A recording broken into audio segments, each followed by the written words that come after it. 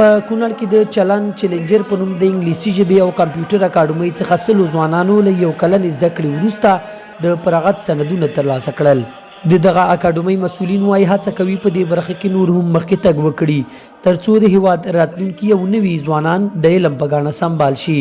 مونږ هڅه او کوشش کوو چې همدغه غریب ولس او د غریب ملت ته مونږ خدمت وکړو. انشاءالله دا زه تاسو سره وعده کوم چې هر څومره شاګرد راشي زه به او اقتصادي مشکلات زه دلته د خپله یعنی پښتون ژبه لري زه ژبه کوم چې انشاءالله زه فري نیولی شم. ډېر د خوښۍ احساس کوو چې لومړي ځل لپاره په کونړ ولایت کې مونږ 100 تنه فارغان زده کوونکي ورکوو.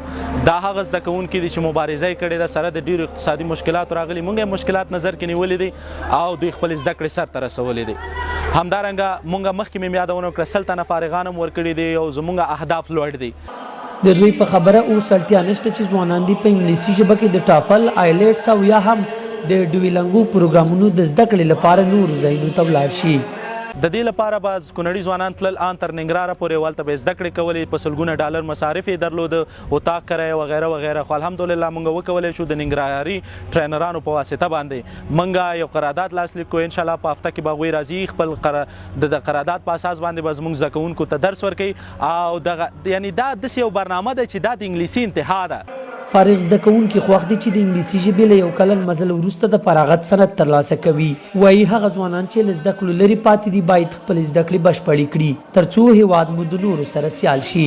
الحمدلله زه ډېر خوشحاله یم. شکر دی موږ تقریبا یو کلنه برنامه پای ته ورسوله. زه ډېر خوشحاله یم. نن زما د فخر او ویاړ خبره ده زما دپاره د ټول کونړ ولس دپاره. دوی چې کوم خدمت موږ ته تدریس یې موږ ته کړی دی ډېر زیات خدمت یې کړی دی. یعنی د اولاد په څېر یې موږ ریزول ایستو او نن دا ډېر د خوشحالۍ خبره چې موږ دلته چیلنجر اکاډمۍ څخه فارغېږو.